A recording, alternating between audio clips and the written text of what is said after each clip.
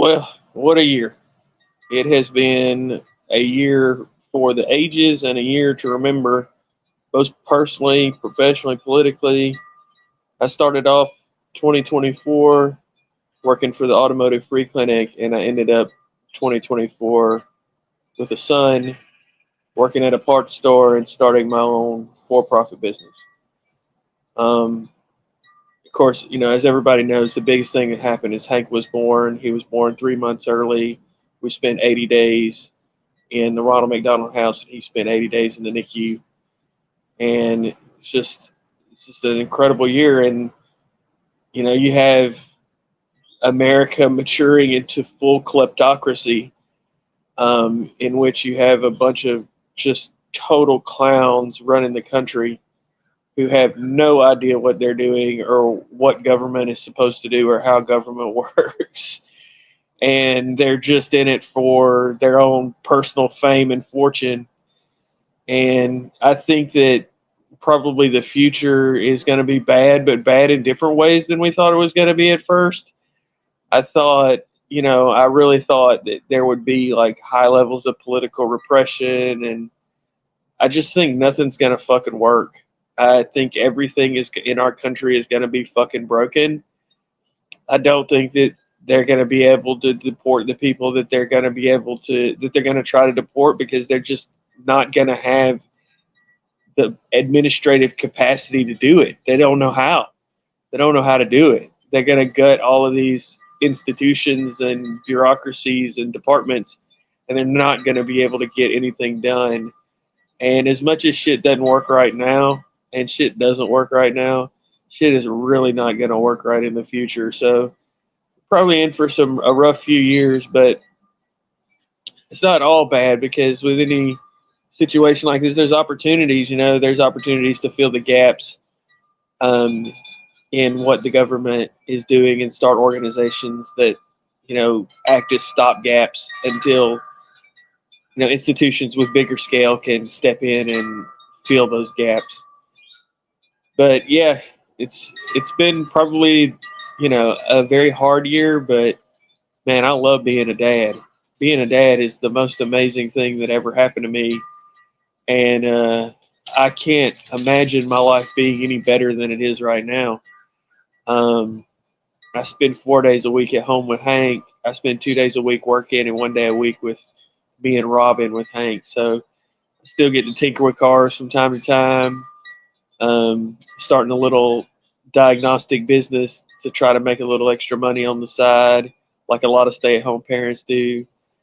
And one of the greatest things about that happened when Hank was in the hospital was our friends really showed up for us. There were hundreds of people that donated money, donated gift cards. People came and saw us and visited with us and kept us company. It was just really amazing. Then to know that we got that many people that care about us, made it a lot easier to deal with. But for 2025, I'm looking forward to getting this business off the ground, and really starting to learn, and or continuing to learn about cars and about automotive technology. In the next 6 months, I would like to get my ASE master certification. Sort of my goals for this year in the next 6 months is to really get the business off the ground and get my master's technician certification. And also slowly but surely work on JDM Resto Mods. It's a long-term project. Um, that is a cooperative. It's a little bit more complicated, that we want to build into like a really big, well, maybe not a really big, but a bigger business than just a little go out and go get it business like HSH Automotive Diagnostics. That's just kind of a go make a little extra money business. We want to build a business that can support all of us and our families going into the future. Um, and also, build wealth for our community. And that's what the cooperative model is all about. And finally, football. It's been the greatest college football season I've ever seen. I think we're about to see some of the most high quality college football ever played. Everybody gripes about the transfer portal and players getting paid, but the fact of the matter is that there's a lot more parity now than there ever has been before. Anybody can beat anybody, especially in the SEC. And whether you may not like the fact that players aren't loyal to your school, tough shit. Football's better. The football is better. It's more competitive. It's more fun to watch. There's fewer blowouts. There's more people getting into the playoffs. It's just better than it's ever been.